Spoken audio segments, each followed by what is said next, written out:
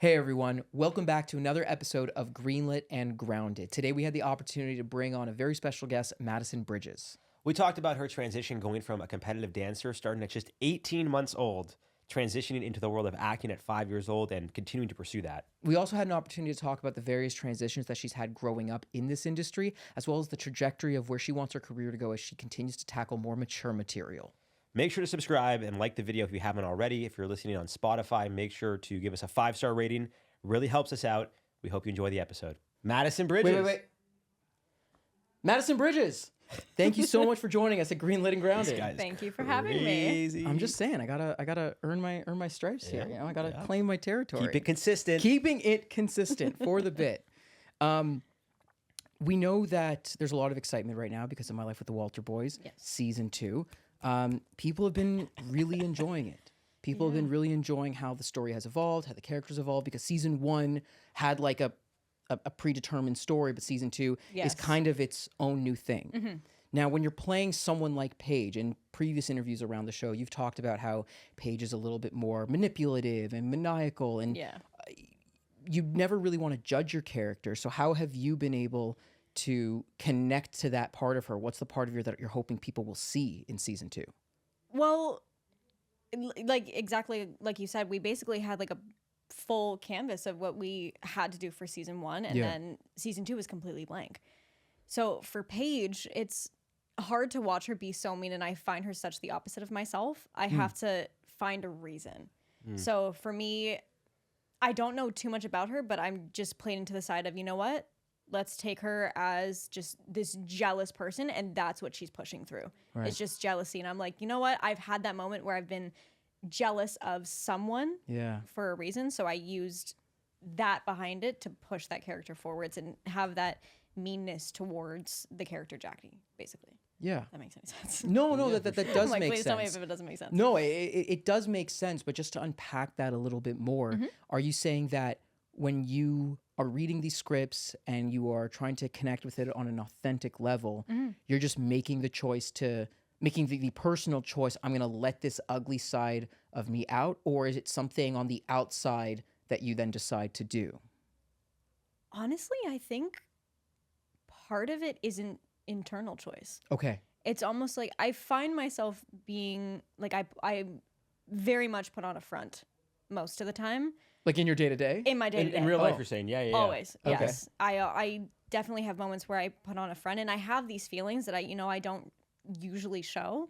And especially being an actor for so long, you're put in these professional environments where sometimes you can't express all the feelings that you want to. And I think with this character, after reading the scripts and everything and trying to figure out how I can bring it by, I was like, you know what?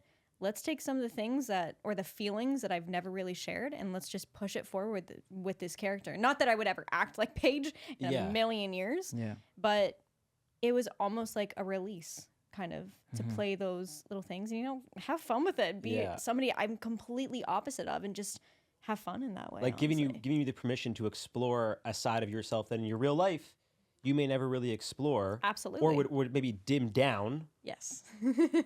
But having just this full, I can't think of the word, but just like full reign of like, just go for it. Just let it rip. No feelings are going to be hurt because, this is a show and people aren't going to take you, Madison, as this person. Yeah.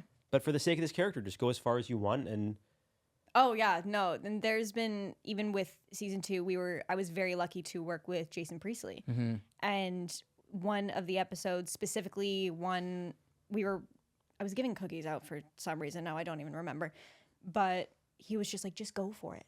Just be this terrible person. I went, okay. Like Paige is handing out cookies. Yeah, Paige, Paige is handing out cookies to like Jackie. That was so nice. I was going to bring us cookies? My gosh. Sorry. But no, she was just being a pain in the butt to Jackie. And he was just like, just go for it.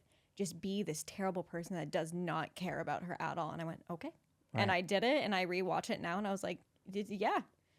Like, I'm just being so mean to her, but it was just that kind of release of being like, you know what? Let's just frig it. Let's do it. Yeah. And just have fun. And because you're bringing that part of yourself that, like, not that you walk around with it on the day-to-day, but it is going to be a part of you. There's nothing that you can do as an actor that isn't you in terms of your ability to do something. But are there things that when you're playing a character like Madison that you then have to do either to ramp up to action or to come down after cut to either shed that part of yourself or allow that part to grow in the moment? Because sort of the longer you sit in it, the more it like takes root. It takes, yeah. And so how are you dealing with those build-ups and come-downs? Definitely, like, it's almost like listening to everybody going like when you're hearing the rolling and then they're cutting and then the sound, it's almost like I black out into what the character has to be. Okay. Like whether I'm playing Paige or I'm playing any other character that I've done, you're definitely so high in that moment of what you're doing, and it does affect me a lot, especially during the scene. Especially if you like carry it with you after. Yes, absolutely. And I have definitely with certain characters that I've done that it's still kind of with me. So once what's an example of that? What's the best?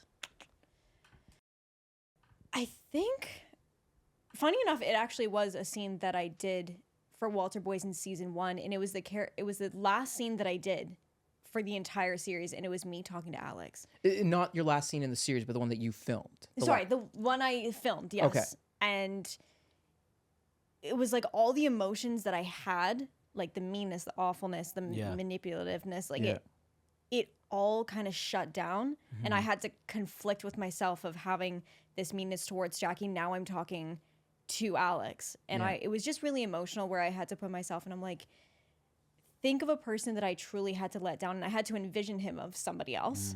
So coming down from that honestly took me a little bit, just because, you know, your mind is still there. And when I do acting training, they try to say, have an original thought. And when I did, it took me a minute. Like, I just kind of take my breaths after I hear cut, and it kind of like, it brings you out of it. To breathe through it and let it kind of dissipate. Yeah, basically. I just kind of breathe through it, or like just a lot of the time I'll actually talk to the person that I thought of. Oh, interesting. Okay. Oh, wow. Which is very strange for some reason, but like anytime I have the original thought of somebody, like the one time, funny enough, I thought of like my mom for some reason, just to have that original thought or original feeling. And then I would just talk to her after and realize, you know, that was a feeling at that time, and then I can move away from it. So reconnect to to what is actually happening between you and that person, in this case your mom, in your life, so that you're not carrying that with you into the relationship. Exactly. Yes. Yeah.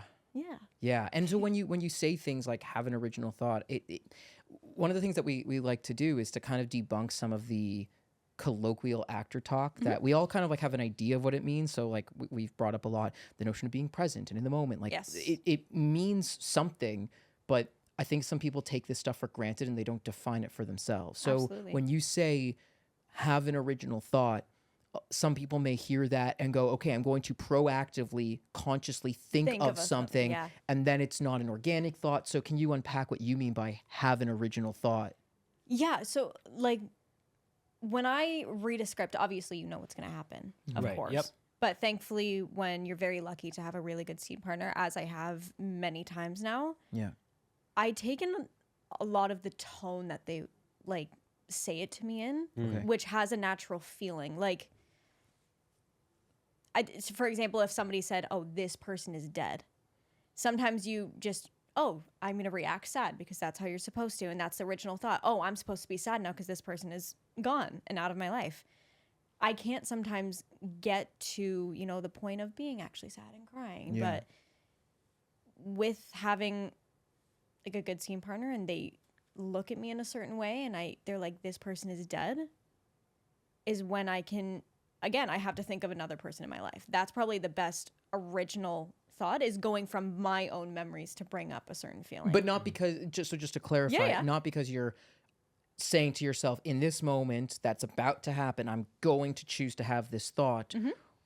You are more allowing whatever comes up for you in that moment to take root. Yes, absolutely. Okay. Yes. Yeah, because I feel like when we're talking, everyone approaches their craft differently. And a lot of actors talk about their process. And some people have a more rigid process than others. And so we just got to make sure that we're unpacking what these words are to that individual person. Right, absolutely. So for season 2, What are you excited for the audience to see about Paige and how she's grown as a character and how you've personally grown as Madison?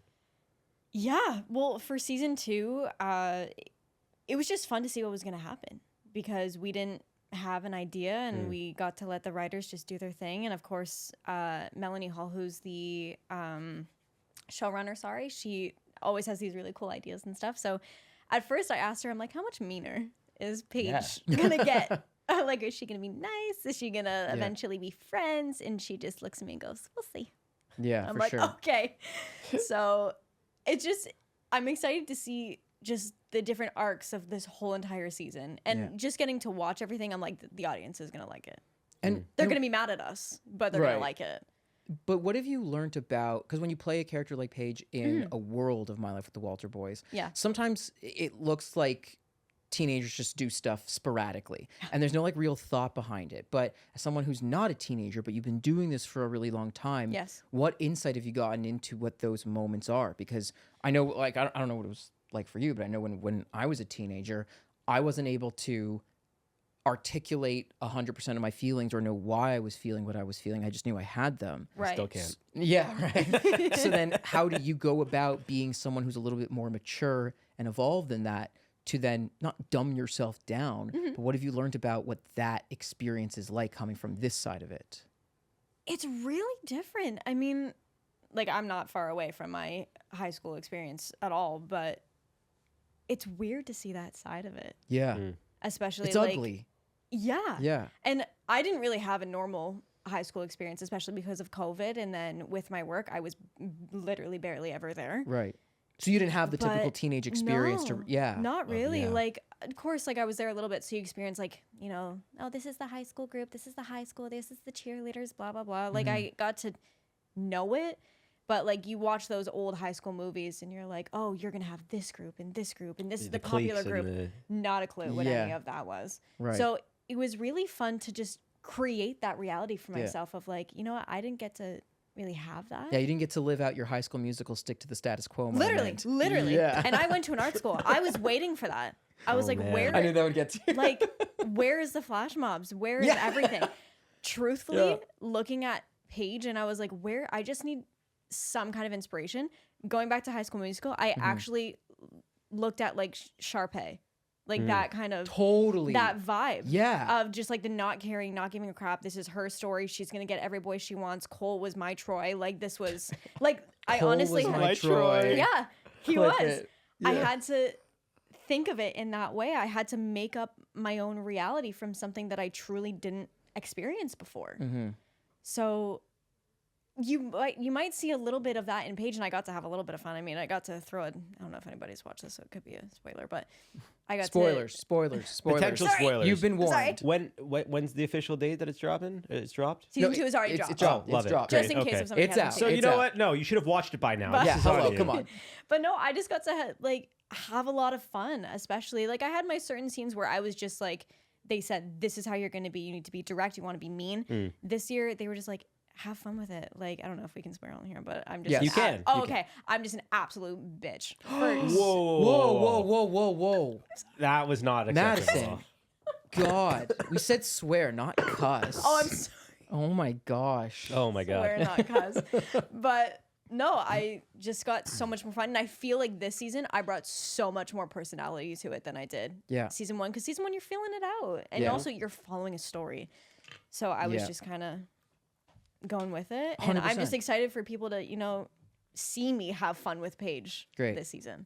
For sure. Yeah, for sure. And like, I think that's a really good segue into sort of the trajectory that your career has taken so far. Because like you said, you didn't have the typical high school experience as a teenager. And when you start off as young as you did, you also, don't really have a typical childhood experience. Not at all. So like you go from things like Love You Like Christmas to Big Top Academy to went far back. Yeah, Oh, we did our research, we Madison, don't worry. To then, Hardy Boys and My Life with the Walter Boys. A lot of boys apparently. Yeah, a lot there of are boys. different transitions that a human goes through. Yeah. But as an actor as well, where you have to have a certain amount of self-awareness. So what have been those transition moments like for you, and how have you grown from them? How has that affected your craft and your craft as an actor, but also your practice as just like a self-aware human? Yeah, it's nuts. Like, honestly, I've been a dancer my whole life. So just that like performance side of me has always been there. Right. But I was still able to have like a normal childhood. So I started acting around like 5 or 6. So 21 now, 15, 16 years, give or take. Yeah. Chill. It felt chill. Whatever. It Humble felt brag. very strange. I mean, especially with how my career has gone up to a certain point until working on Big Top Academy, I had only worked with adults. Oh, wow. Yeah. I had always been the only child. Right. So growing up that way, I felt that I matured very quickly. And that was also weird, especially going on to the Big Top Academy. And then I was surrounded by children. I was like, this is too much. Yeah. For sure. Why are we all playing games? We are on a set. Well, yeah, because you also, It was nuts, when you a were little bit. younger, like part of that growth was going through your illustrious music career, Oh right? my God, he's bringing it up now. And This is what we're going to bring up to embarrass you, by the way. there's this song here No. that we found. No. You got to show her the There's no video. No. Maybe we'll do like a split screen or something to show the This people. is at my high school. This was filmed at my high school. I kid you not. Oh, she knows it still. Say, girl, you never make it on your own. Okay, great. Oh, yeah. That was a moment. Yeah. That was just me having fun. Love Honestly, it. my parents were a huge support in my whole entire career. Like, it was insane. My dad actually took like extra shifts at work to pay for my dance classes. Thank you, Dad. And Was it you or your parents that wanted you to get involved in the arts and acting and performance? well, so I have my older sister. She was a dancer first. So Gotcha. then I was put in dance at 18 months old. 18 My mom months? said, you're going. So, yeah. Do people? Can you walk? Can you in 18 walk? months? Like, Yeah. yes, I think you I guess can. I 18 could. months. I think yes. I mean, if you're dancing, you I gotta think be you and I are walking. being stupid right now. I think 18 months is actually 18 very months? normal. Year and I a half? don't remember. I just remember the one day that my brain started functioning memories, I just continuously was going to a dance studio. Gotcha. Always. But Wow. no, they were they were a huge support, and they just saw that I loved it. And there was just one day that honestly, I was like, I saw a kid on TV. I remember this so vividly. I saw a kid on TV. I think it was like in a doll commercial. Yeah. And of course I was like, ooh, dolls. And then I was like, I saw the kid and I was like, that's cool. Like, how are they on the TV? And then my mom just kind of started searching Telling you that there around. was this tiny little kid inside of your TV. Yeah. Yeah, basically. Yeah. But she, found a bunch of different agencies in Toronto, and I auditioned for my first ever agency. Literally, my mom wrote me a monologue to perform in front Go of this mom. agent. Right? She is like, Do you remember it? I know what it's about. What is it about? She Also, how old were you when this happened? 18 months. Shut up. Madden. I think I was 5 or 6. Like, Okay, this so was right when what's I a was beginning. 5 or 6-year-old doing a monologue about? She wrote me a monologue. It's somewhere printed. I know she has it framed somewhere. Great. She wrote it. It was like a sassy little monologue. Yeah. How I was telling my dad that I'm too old to have tea parties. Oh. Wow. Tell him. Oh, get her. Yeah. Yeah. Like, it was like a sassy little monologue. Okay. And I Type appropriate, remember, I remember being in the office. It's Amy Hines Management, funny enough. Yeah, yeah. That was my first Shout out to ever Amy Hines. agent. I love her so much. Still do today so much. And I remember her laughing so hard, and she was like, she's going to book something. Yeah. And the Wow. first audition I did after signing with her, Yeah. I booked. Which Amazing. was really cool. It was just like a Incredible. little commercial. It was a Polly Pocket commercial. But you were playing with the dolls on the TV. Yeah, it was. What, like it's hard? What, like it's hard? This shit's easy, man. What? Like, it's hard. Yeah. But But you're also a kid. You Yeah. know what? You can play pretend and fully commit. Like all of us Oh, are just trying to come back There's to that, that. freedom. Yeah, that oh childlike my freedom. gosh, yeah. That's another thing, especially Yeah. with, again, going back to the I can't speak. You're fine. Trajectory. The way, thank you. I got you. The way I went through, like, my career so far with growing up in this industry and learning from Yeah. so many adults, and then going into a kid show, again, kind of having that freedom. Like, I walked into it and I was like, whoa, Yeah. this is a lot. And also, we shot 52 episodes in 14 months, all living in the same building in Montreal. It Wait, was, Whoa. a That's lot. that's a lot. it was. I don't think I realized it was To that. clarify, this was Big Top? Yeah, Academy? sorry. This was Big Top Academy. Yeah. So the previous stuff that I had done, always with adults, and then we did this Yeah. one, kid show for TVO kids, and I'm still quite close with the whole cast, which is funny enough. We all Great. have grown up a bunch. Yeah. But yeah, 52 episodes, Wow. 14 months, all living in the same building. Oh my gosh. That's so crazy. then It's nuts. just going back for a second. Then, Yes, please. What were those?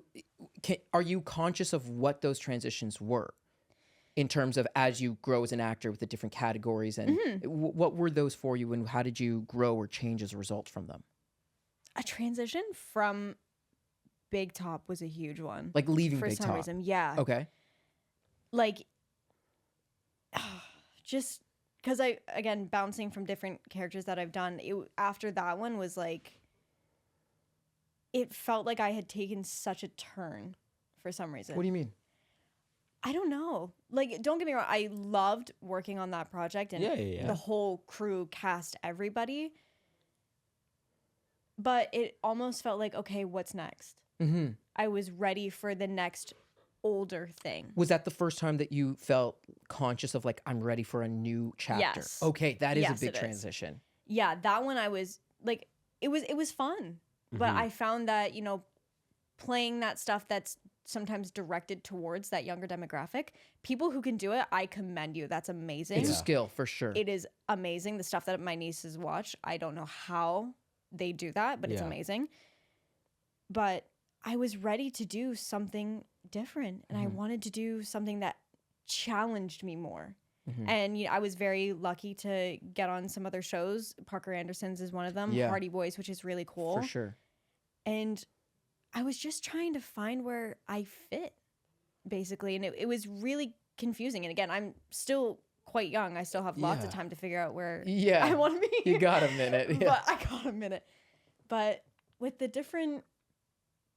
It's so... I don't know how even to would it put be it into words. fair, and correct me if I'm wrong, would it be fair to Please. say that you growing up in as Madison in real life kind of coincided with you outgrowing the character that you were portraying in the show? Absolutely. That you were like, okay, I've lived this part of my life, and now I'm experiencing this, and I can't bring these lived experiences into this character anymore. So I need something that I could kind of show. Absolutely. And that also, again, with myself as my age, by the time we finished Big Top Academy, I was in grade 9 of high school, Right. and I was playing 12 Yeah. on like Big 12 difference. or 13 on Big TV. difference between 12 and So 14. it was like that life chapter where I'm like, okay, I'm going into high school. It's like, a big, I need something next. Yeah. And I want something that is going to be in that maturity because I want to keep leveling up in my career. And that's what I wanted. So that was really, I think, conflicting for me because I was like, I'm so grateful for this project. Why do I want to jump so fast? Right. I think that was a huge one for me. And then I was lucky to get on some new shows and start playing more of my age. Like even still on Walter Boys, I think I'm 16 or 17. I think 16, yeah. So even now I'm like, That's okay, still I want removed, to I love Paige and I love the Walter Boys. I'm like ready to 20s. let's see what's going on with the 20s. 20s. Yeah. Let's play 20s, with the yeah. 20s. And I just did a 20-year-old role with that, which I was like, whoa, Yeah. that's crazy to me to play my Can we age. talk about that, or is that under wraps right now? Okay. Okay, to be fair, this episode will not be coming out Probably for another couple months. maybe a month or two. Okay, at yeah. most. So Like, it's a show called. Watch, we're going to drop it I'm saying. tomorrow. Yeah. Literally. No, so I did an episode of Brilliant Minds. Great. congratulations. Which was, thank you very much. It was super cool. And I played like a 22-year-old who worked in a cubicle. Oh, I wait, now with learned the- I never want to do an office job ever. Oh, in you my didn't know life. that before? That is depressing. Yeah. Like we were just in there Yeah. and we had the green room was part of the office space that we were working in. Yeah. And I was sitting there. I'm like, how do you do this Yeah. all day? I'm in a box. I can't Yep. do that. I don't Shout know out if it's to the all my actor friends thing in, watching like, this who I know theater. are supporting me. I don't envy what you do, but I respect what you do. 100%. No, Yes. it's Yes. for a lot of people. Here. They just Absolutely. they commit to the grind, but that's what it is. Can't. I was like, no, but it was different. It was almost like experience a different life where my friends who go to school to do this, and then there's me, like the theater kid who dances down the street, and I was just like, oh yeah, I play a mean girl on TV, and then I get to go do this. Yep. It was so weird. It was almost being in different realities But a little bit, and I'm like, this is what it feels like in real life a little bit, and that shift. I don't know. I almost had like an identity crisis sitting in that office. I was like, whoa. I can imagine. I love that. And for anyone that you love that she had an identity crisis. No, wow, I love Jared. I love that just. I think it's important at your age. Crazy. No, I just love, and I'm gonna say this to the camera. When people are like, "You still doing that acting thing?" Yeah. Oh, it's like, yeah, man. well, you still doing that cubicle thing? You still just sitting at the office all day doing that? I think it's they call it a thing as opposed to the thing that you are dedicating your life to. Yeah, 100%. And it was so interesting to see that side, and it was so much fun. Like I was in like heels, I was in a skirt, I was in like a blouse, and I was looking at myself in the mirror, going, "Oh, this whoa, this is Yeah. a switch." Yeah. And I was wanting it though, so it was nice to have that experience, like the different jumps between everything. One of the things that we talked about with Romy Weltman in one of our other episodes was as you grow up in this industry and you do it for a certain amount of time. I mean, this is true not of adults as well, but people tend to see you in a certain way, and casting starts to see you a certain way. Yes. Production companies and networks start to see you a certain way. Yeah. And so as you are going through those transitions in your life, I'm surely you felt the brunt of being pigeonholed. Probably pigeonholed. No. I don't know why I'm looking at Jared for that. He's not going to know. Yeah. I'm the intellectual. But being like, I'm the good-looking one. being facts, being labeled as a very specific thing that then you kind of have to work overtime to break out of. And so was that a conversation between you and your parents, you and your rep? Were there certain choices about what you wanted to then do versus not do in order to overcome that? Yeah, that's actually a huge one. For me, from what you've probably seen, I am mostly either really mean or a murderer. Yeah. Like which is great typecasting from what I know about you. Yeah. Yeah, I just met you and I'm like, yo, this girl is mean and she will kill people. I have the text message that he sent me to prove. Kidding. No, I actually had a casting director when I was younger. They're like, you were so sweet, but you worked for horror movies because you have a darkness in your eyes. That's crazy. I just said thank you because I didn't know what. I would say thank you to that. Well, hold on, though. But How old then were I you at the overthought time? myself. I think I was. It's when I did Flatliners, so I want to say 10 or 11.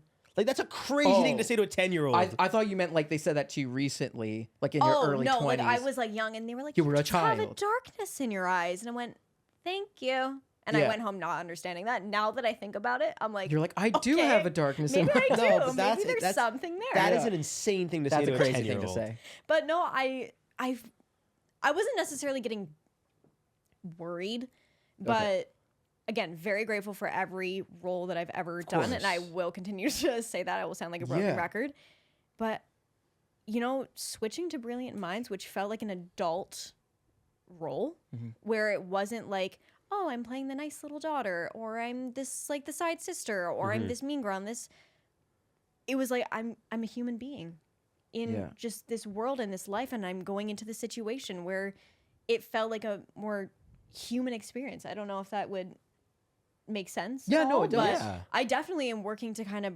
break out of that for sure. And to break out of this darkness in your heart. yeah, kind of. basically. Okay, cool. Yeah, Heart, my no, very, very eyes. Eyes, It's sorry. eyes. dark Apologies. It's eyes. in the eyes. Yes. It's in the eyes. Yeah. Although with that darkness in my eyes, I hope that I can get on like a Tim Burton movie one day. Tim Burton, shout out. Please. Yeah. I Listen, really, Tim, we know you watch the podcast. Yeah, Yeah, we know come you on. do. Yeah, I you were would actually our love first to. subscriber. Okay, we know who our second subscriber was, and now we know who our first is. It's Tim happening. Burton. Oh my god. Yeah, we're spreading the rumor. Please do. We are. But no, I would, with all of that, I would love to be in one of his movies just for that reason. Yeah.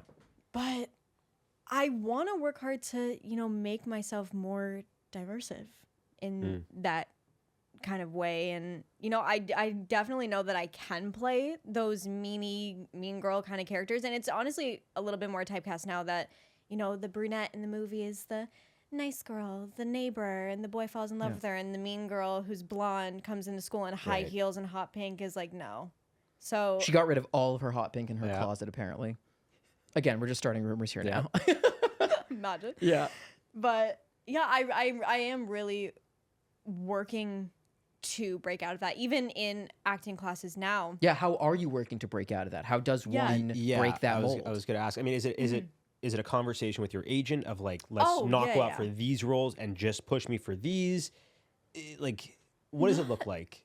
honestly, my agent will still send me for those characters because she knows Work is work. Yeah. this is work. Yeah. We know you can do it, and there's a good shot at you booking it because you do it well. Yeah. Grateful for that. I'm glad I can do it well, but I do acting classes now where I don't know if do you usually talk about LB on here? Yeah, I mean, we're happy to Whatever plug any acting studio, any creative space, because I think whether you're one studio or another, everyone's after the same thing. We're just trying to cultivate this community. Okay, perfect. Just wanted to make sure. Yeah, for sure. But no, I work at LB, and I've been doing Lewis's masterclass. I did it for like 3 rounds in a row.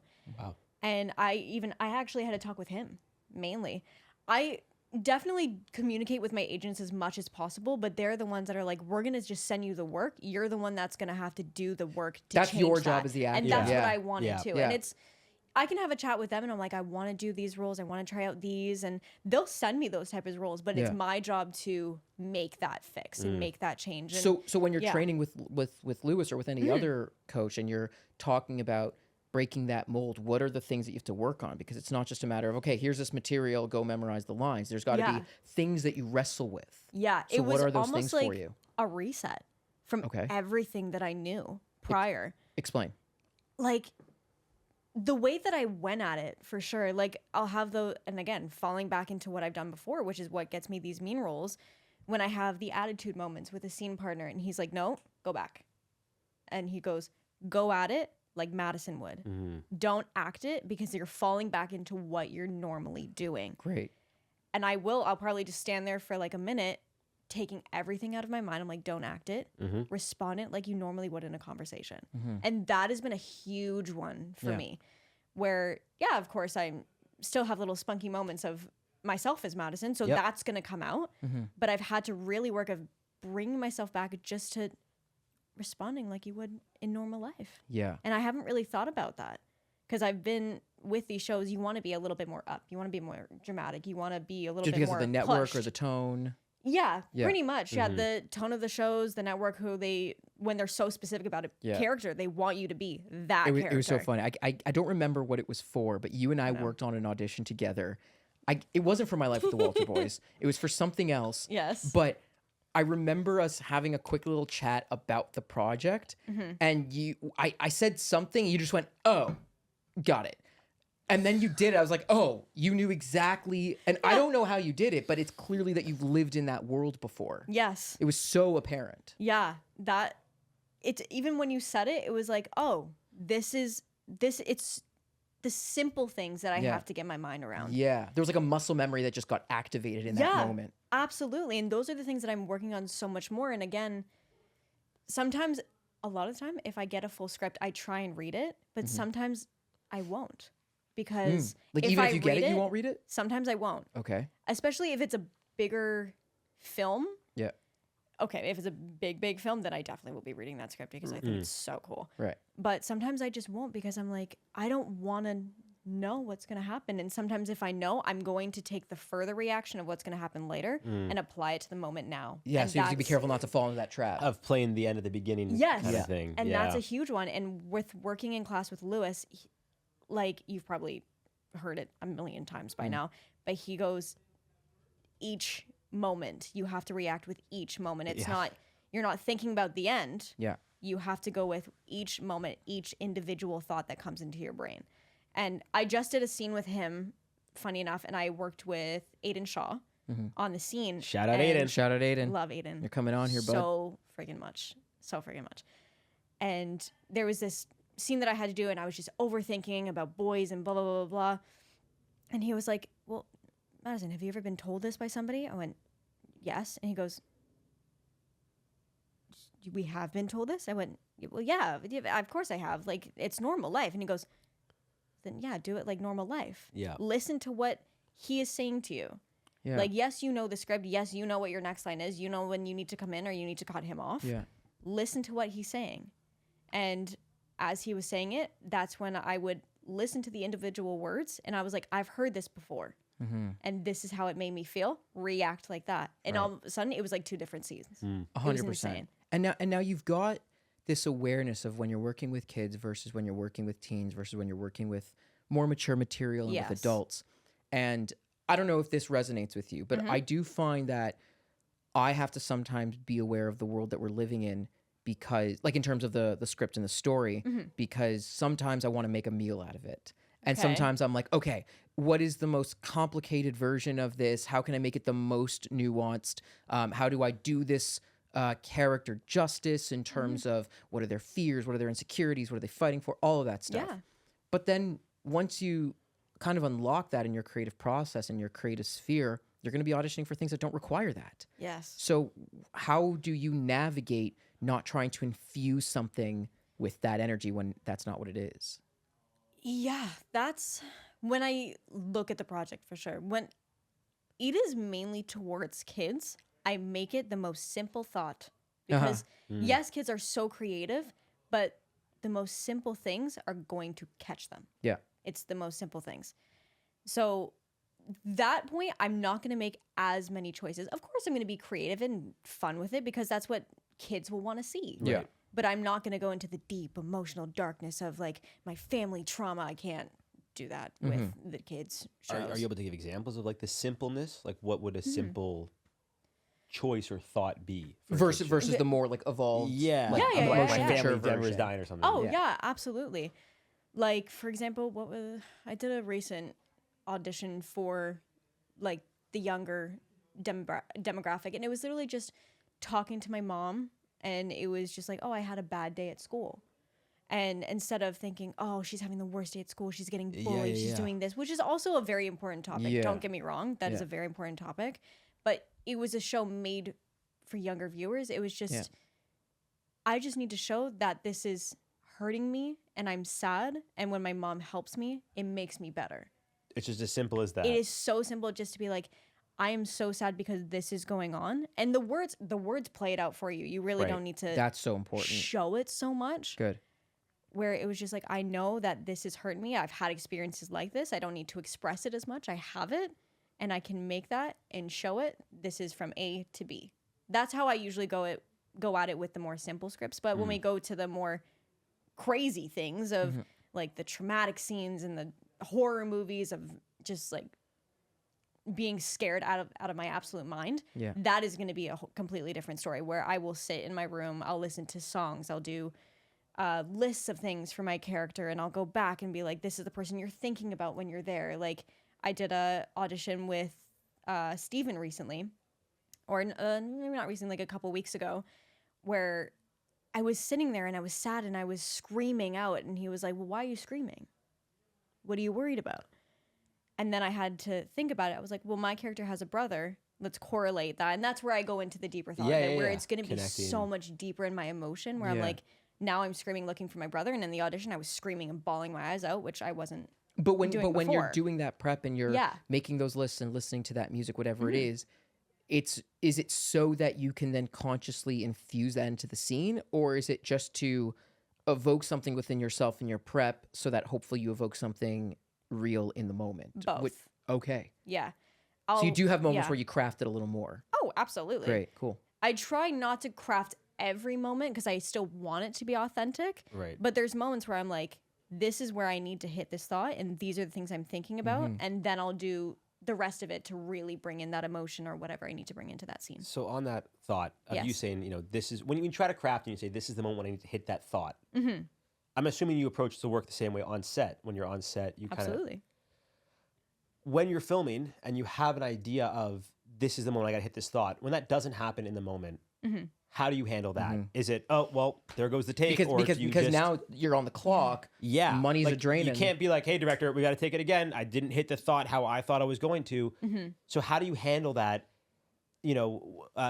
For some actors, it's like you just let it go and you're just in the moment and you just wherever the chips fall, let them fall. That's how it is. How do you handle it? Do you just kind of roll with the punches? Do you catch yourself consciously in the moment being like, ah, shit, I missed that, but we're still rolling. I got to get back to it. What's your process like there? Before, I would have caught it and you would have known it right on camera. You would have seen it in my eyes that I'm like, shit. Oh, I messed up. Damn it. Yeah, I'm like, come on, really? Yeah. Now, if I don't hit it, in my head, I'm like, it wasn't meant to hit. Love that. Then I'm like, okay, it wasn't. And again, another thing I learned from Liz, I've learned so much from him. And with certain scenes, and even he was like, sometimes the scene, it's not going to go the way you think it is. You can imagine it 13 different ways. If it doesn't happen, it's not going to happen.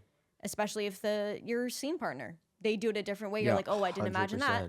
You can't continue to go in, well, this is how I prepped it. Because then exactly, because then the scene's going to go like this. Yeah. You don't want not that. Living, yeah. No. Yeah. You need to be able to mash. Yes. Just because you did that fist on fist motion. Sorry. No. I got to explain myself. No, you don't. That's our job.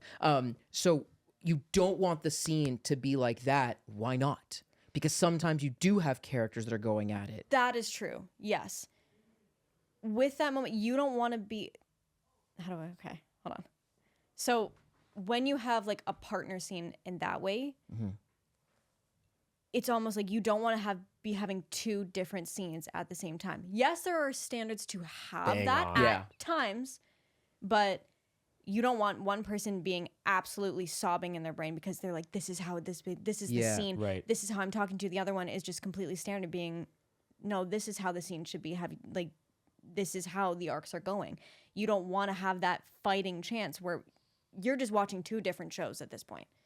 And when I say, if I don't hit a moment, I'm going to go with my scene partner and still have my own moments for myself and be authentic and react the way I am. But you still want the scene to flow the right way. Yeah, like it's still to serve the story. Yeah. Yeah, it's a teamwork. Yeah. And you have to have those moments. Obviously, you're going to have this is start of the show, this is start of the show. You're going to keep going back and forth. One person might be going a little bit more in the scene. Sure. But again, you have to work together to still let all of that flow together.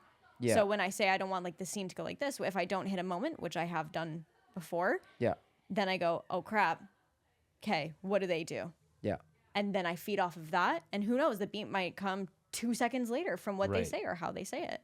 So that's kind of like what I usually do if that usually happens to me, which it has multiple times. Yeah. Yeah. I mean, we're human and that's just part of the process is like there is no perfect way. I mean, we just had our guest on. I don't know if we're going to drop the episode with Umberly before or after this, but we were just talking about that. Yeah, we're talking about Umberly Gonzalez. Yeah. How just like you got to just be authentic in the moment and just Absolutely.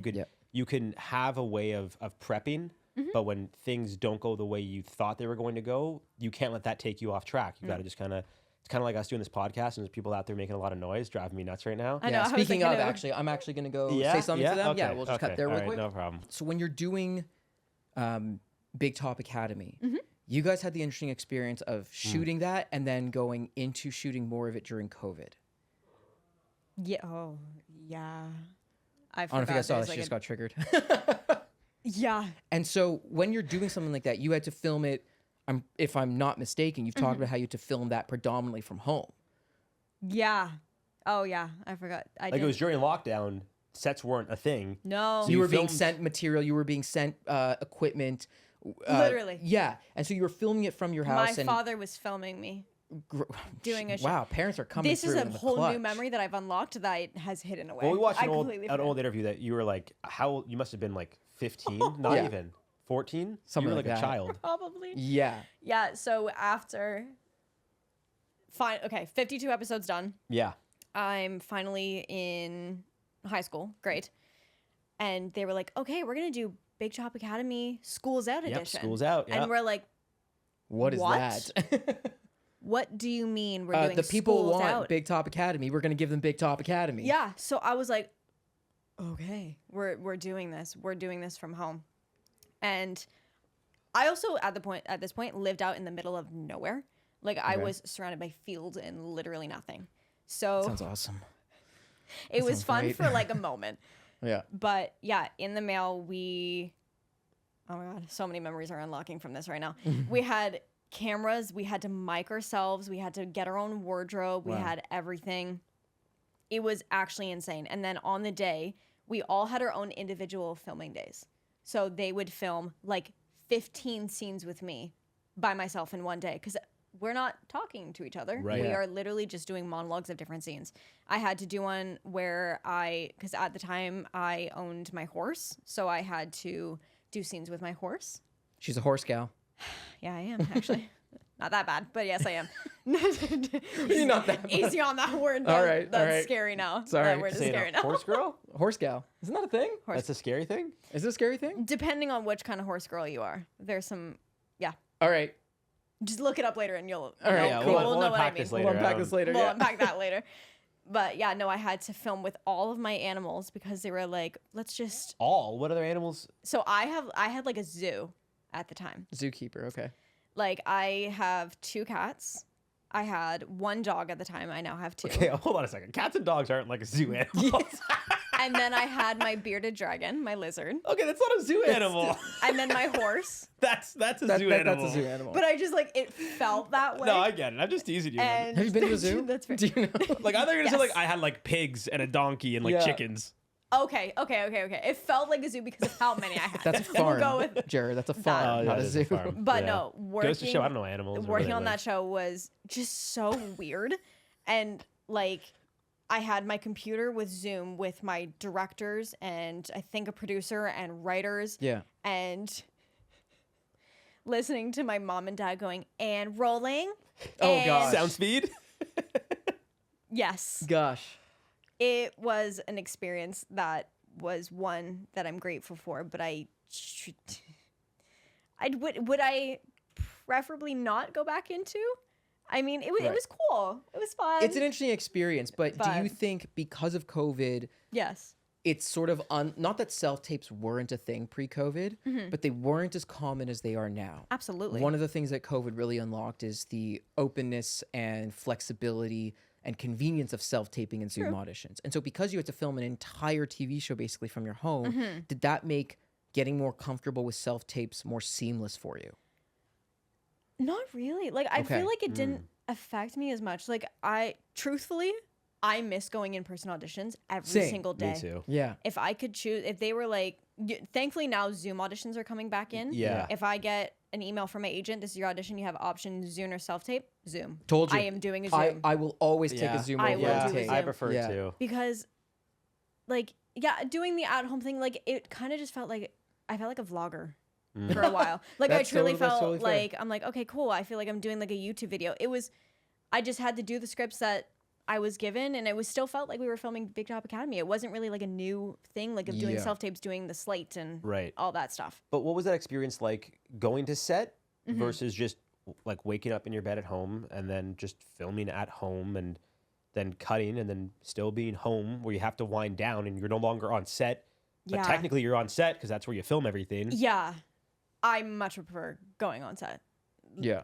It was fun. Like it was a fun little experience. I'm like, oh, I get to film a show at home, but yeah. it almost felt like I was like, okay, now I get up and I go downstairs and I have to film. And then I go up to my room. It was like my Right. room was like it was like my green room basically. Yeah. Yeah. Like Where did- I changed. was it hard got for you to everything kind done. of separate, you know, Madison on set versus just Madison at home? Like was home feeling like set? That you're like, Yes. Because you don't get the separation of Yes. like going Yeah. to work and Yeah. then removing yourself from the work environment. Yeah, absolutely. Well, it was honestly similar still doing that in person on Big Top Academy because we all lived in the same. Oh, true. Building. fair. That's I didn't fair. even think about That's a that. good point. Oh my God. Yeah, and Yeah. I'm a person still then and now. And if anybody, like if you've ever talked to anybody in the cast, you would know I loved my alone time. Yeah. They like for the first like I think few months, they were like, yeah, let's go on set. We're all gonna go out for dinner every single night. Yeah. I love you all deeply, but I was so excited to go back to my apartment Yeah. by myself. Fair and enough. again, going back from I worked with adults, now it's all kids, Right. so it was a very different atmosphere. Mhm.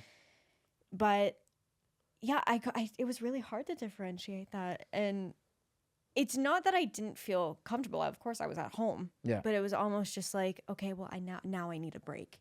Like I need something different. So when I was off, my parents, we went and did something. We didn't stay at the house because I'm like, okay, well, now I'm just thinking about what I have to do tomorrow, and then setting up the camera and Right. then downloading the footage all the way to the directors in Montreal. I'm like, no, thank you. So from going back and forth to that, I choose going on set Gotcha. so much more. That makes sense. That makes Way sense. more. Yeah. For sure. You mentioned before that you've been dancing since you were 18 months old, Yes. and you've been a competitive dancer. You've immersed yourself in that world. Yes. And so when you then, not that you're not a dancer anymore by any stretch of the imagination, of course you are, but then when you transfer the mindset and practice of being a competitive dancer into that being an actor, which skills from a craft and artistry or even from a sense of competition translated like a one-to-one into being an actor and competing in this industry versus which ones did you have to either abandon or let shift and mold a bit differently? Yeah, the dance world is a journey for sure. Definitely professionalism was a huge one That translated that over. I translated. Yeah. The dance studio that I went to, we were very lucky to have some really cool opportunities. And one of our teachers, JT Shramik, who is still one of my favorite people, I loved working with him. He was an actor and he did professional shows. And he always said, when you go to competitions, no matter who you are, you will always be polite. You will be respectful. And when you accept a trophy, no matter who it is, it doesn't matter if they're a helper, you will always curtsy and say thank you. Like they taught us that respect. Well, she didn't curtsy when she came into us today, so She didn't say clearly, thank you we're either. not professional enough. Okay, you that know? one I left behind, I guess. Yeah, fair enough. But that and being so strict with myself, like a huge word is discipline. Yeah. That's a big one that Yeah. I hear so much recently. But the And kind of with that, discipline for yeah, a dancer is different than discipline for an actor. a little bit. Okay. For myself, that's what I translate now, especially with keeping myself so strict with training and keeping my mind going all the time with working on memorization and then working on, how to apply myself to a different character. And it's different in ways that I did it. With dance, obviously, was training to make sure that this trick was better, or that, unfortunately, when you think about it, I need to be better than this person at this competition. That, some of that competitiveness does stick with me. Totally. I have dumbed it down a lot, which is crazy. Like, from competition, like, there was times, like, one of my very, very good friends, like, there would be times that I don't think we'd talk to each other During the competition. because we were so competitive. Because in that moment, you're not trained friends. us. Yeah. No. Like, we trained that way. That was like our mindset, that we are going in there and we're going to do the best we can because we want to win, Yeah. So basically. on that note, Yes. and I'm sure it's different for all actors, but myself and Daniel, we're very good friends. One might even say best friends, maybe. We go out for a lot of similar roles. We do. Yeah. Like the same roles. We've helped each other with auditions for the same roles. Yeah. A lot of people, my girlfriend Chanel, who I love you very much included, always says, I don't understand how you guys can do that. Like, Yeah. do My you dad said the same Do thing. you not want the role? Like, how could you help someone? Yeah. And it's this mentality of like, no, like if it's right for me, then I'll get it. If it's right for Daniel, like if I don't get it, I want Daniel to get it. Fuck everybody else that's going out for that role. Even you, Robert. No, all jokes aside, how did you, and maybe in the dance world, it's very competitive. It's very I gotta win, which means you have to lose. Coming into the acting world, I think, not for everyone, it's a little more nurturing. People are a little more, if it's not me, it's you. Now, some people are I've got to get this role, fuck everybody else. Yeah. I don't think you go. I have my moments. Yeah, I think we That I all have do. them. There was this one time Madison and I were up for the same role, actually, and she got real nasty real quick. But Yeah. how did you come into the acting world? Now, again, you came in, you said you were 5 or 6 when you started acting, right? So maybe you didn't have such a strong feeling of competition the way you did in dance. But still, that's kind of rooted in you. How did you approach acting when you had friends that probably went for the same role? Or approach Yes. auditioning. Approach auditioning and getting roles, which is different than just approaching acting. Yes. Auditioning specifically, if you had a friend that went up for the same role that was like, oh, like I'm going out for this, but I hope you do a good job. Was there a part of you that was like, fuck you? Yes. Like straight up. Like, And there we have it, This is people. competition. This isn't, Like, we're not friendly here. I will, because like, as much as you want to be friends and everything, this is a hard ass industry to jump into. So of course there's, funny enough, like the last 3 roles that I went up with was a friend of mine at LB who has gotten it every single time. Wow. The same person? Yes. Oh, wow. Don't get me wrong. She is one of the most we gotta talented have her on the actors. podcast. Well, we gotta have her on the After. podcast. We also gotta get drop her name or you can tell us we after. gotta tell the police her name in case she all of a sudden starts going missing. Well, Yeah. I will. It's Because you got the eyes of a Sarah. killer. Watch out. Watch out. But no, it was Sarah from LB. Oh yeah. She, the sweetest person I've ever met in my entire life. Yes. And literally, we were in the same room, and I was like, "Yeah, did you do your audition for it? I did mine. I felt really good. I was right. The one I worked on with Steven. Yeah. I did the audition." He goes, "I got it." Right after, I was like, Ah. and truthfully, of course, there was a little part of me that did slightly die. Yeah. But knowing her, I was so proud of her. I jumped out of my chair to give her the biggest hug because I know she's been waiting for this. And it's true. We want all of us to win. We all want to be, you know, in those cool A-list parties, giving each other hugs, going, "Are you doing this? Are you doing this?" Yeah, no, I've told Daniela this so many times before. It's something that I came up with. Rising tides raises all ships. Yes. Wow. Wait, that's amazing. It's crazy, right? Actually, it's lifts all ships. Oh, okay. Well, there you go. I tried to steal it and I still fucked it up. Rising tides lifts all ships.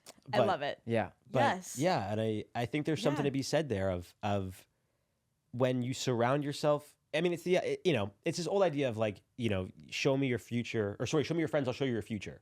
You know, who you surround yourself with will help dictate where you get in life. And I think it's the same thing with acting. It's not, if you surround yourself with people that are booking work, then you're going to book work. It's not as simple as that. No. Because oftentimes the people booking work are the ones that are putting in the hours and that are training and that are constantly trying to get better. It's very easy to look at, you know, I'll use you as an example. Please do. If you look at you on My Life with the Walter Boys, it's very easy to look at someone who's playing a 16-year-old and you're how old? 21. You're 21. Okay. So it's easy to look at a 21-year-old who's playing 16 and go, "Oh, well, they just, you know, got it." And there is a certain element to that. But how many years have you been working at this?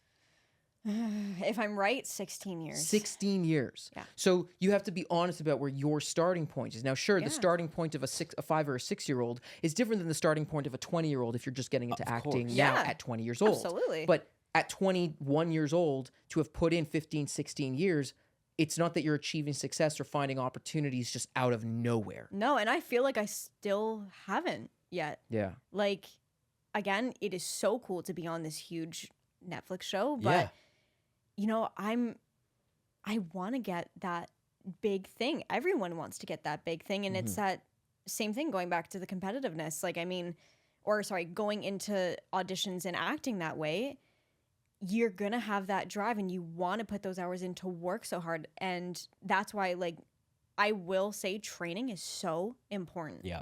Some people are like, "Oh, I don't train." And you know what? It does work for people that they will just book. Yeah.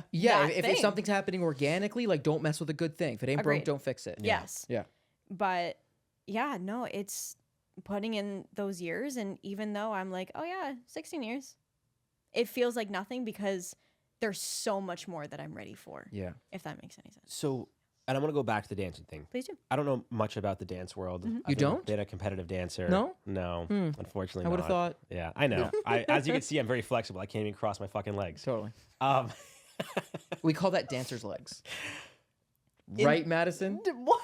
Is that a thing? No, it's not. I don't know, because you're all broken. I don't know. Anyways, moving on. Yes. In the dance world, correct me if I'm wrong, but a lot of these competitions, you do the thing that day, you find out who wins or loses that day. Yep.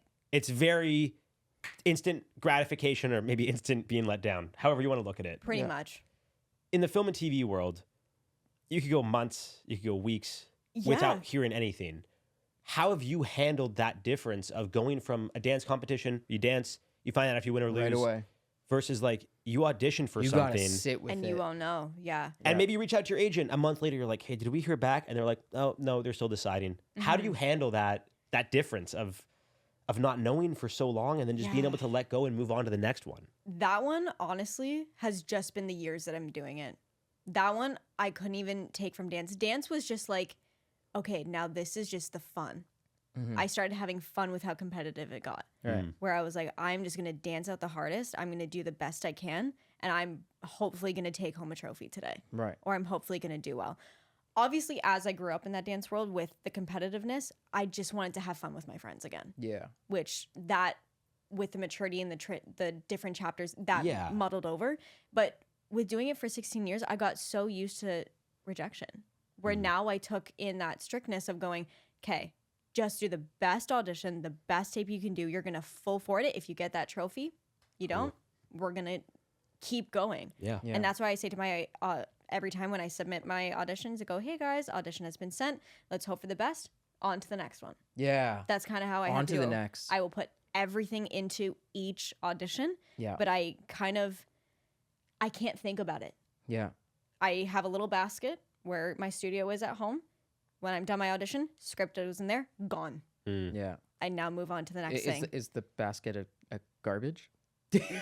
No, it's actually like a little Oh, metal little basket. sides basket. And then once it gets Okay. full enough, I look through all the different auditions Okay. of all the different ones Wow. I did. Once it's full, I check in with my agent. Got it. And That's then I great. say, just curious if anything's happening. She'll be like, oh, yeah, you got a couple availability checks for this one. Didn't hear any from this one, but That's you're really doing smart. good. Like the takes you're going. Great. Then it goes in the trash. Yeah. Restart. Watch how the Right. basket probably only fits like 3 or 4 sets of sides. It's like this freaking thing. It's one. And it's It literally full. fits Yeah. one thing. Yeah, no, that's how I kind of go through it. And I'm just so used to, I'm just like, when I tell people, they're like, oh, I maybe want to get into acting. I'm like, totally do it. Just be prepared Yeah, there's that you can do there's more to it. everything. You might get one audition for the biggest feature film that might come across anybody's desk. Yeah. And you're like, let's do this. I'm going to book this. You might literally never hear anything Yeah. until you're like, oh, there's the trailer Thing for the that I went movie out that I for. auditioned Yeah. for that I never heard. Yeah. So it's just the years that you put into it and you have to put in the mindset. Just do the best you can and it's on to the next. Mindset is so important in this game. Yes. Really It is. is. Oh my it is goodness. so. It's choosing to see the world in your craft in a certain light, and it's the difference between flaming out early in terms of how badly you want to do something versus finding a consistent rhythm and stride that you can run a marathon with. Yes, absolutely. I think that's the best way to put it, truthfully. But Yeah. to your point, I will say, I think training, I'll speak for me personally, has been such a godsend in the sense of when I'm not booking, even when I don't have auditions, if I'm just in class and I'm just like, I just do a scene and I either get good feedback or I just do something that I surprise myself with. Like that in itself is enough of like, that was all right. That was Like It get feels those like a creative win. juices going. that was a win. amazing. That was It a win. feels like a 'Cause win. You can't chalk up your wins to what you book. No. Because if you're getting, 3, 4, 5 auditions a week, which for some actors is the norm, Yeah.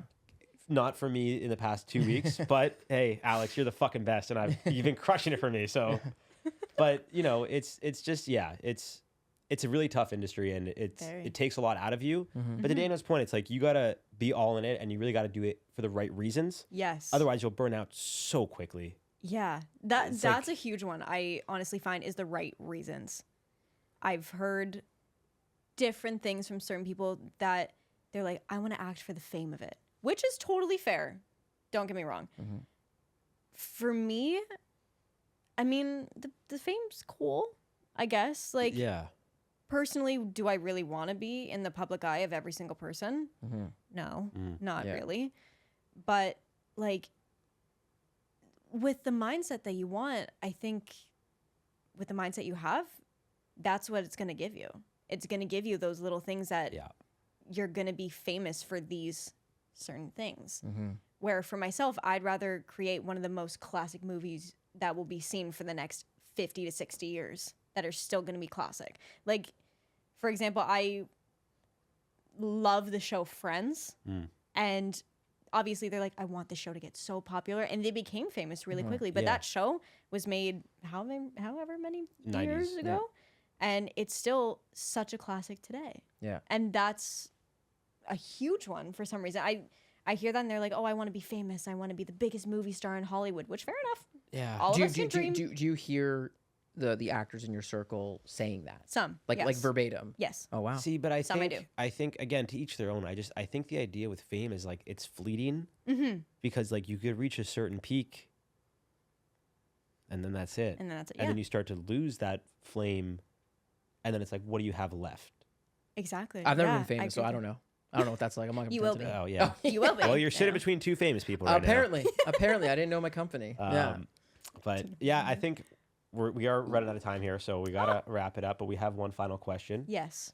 You want me to take this one? Go for it, You bro. Sure, because you Yeah. start and finish every podcast. Yeah, I know, but Let's do it. I think it's time to Hand over the reins? Hand over the reins. Let's see All how, right. how you do, kid. All right. We ask every guest how incredible Daniel and I have been. So Stop. please let us know. Incredibly Stop. incredible. Stop. No, we ask every This guest. is why we can't have nice things. We ask every guest if there's a piece of music, film, TV show you're watching, just any piece of art that's really inspiring you in this moment.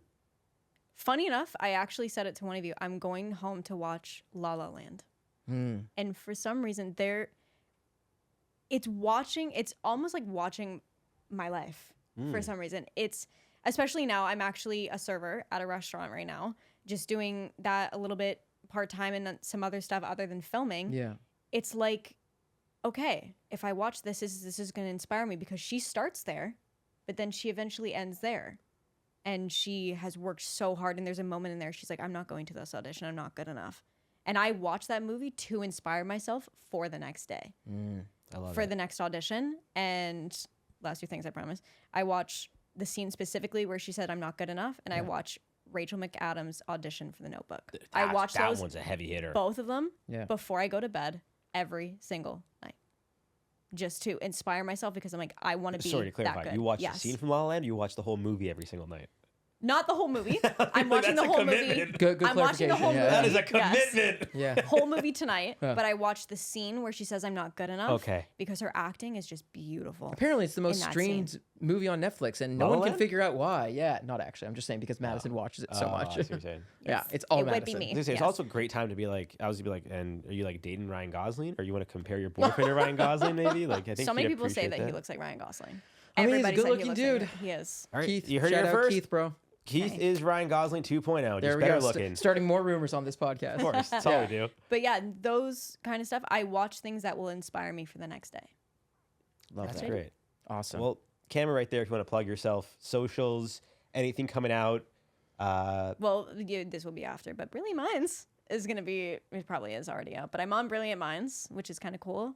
I think I'm on episode 3 of their new season, and then pretty much all my socials are my full name, Madison Bridges. There you go. And make sure you check out season 2 of My Life with the Walter Boys. Yes. Awesome. She's much lovelier than Paige. You can tell. She's great. Yeah. Awesome. Thank you She's so got much. killer eyes too. Yeah, killer eyes. Oh my Dark eyes. Is it gosh. dark eyes? Dark eyes. It is dark eyes. Just stared deadly. That's how I stared at Flatliners. Yeah, that's actually the final image we're going to have on Yeah, our, right there. we That's gonna go. be a thumbnail for the, that was the myself. episode. That was my Perfect. tape. Can we make that the thumbnail? Please do. Amazing. Just stare right at it. Thanks, Go on. Madison. All right. You can Thank stop now. you.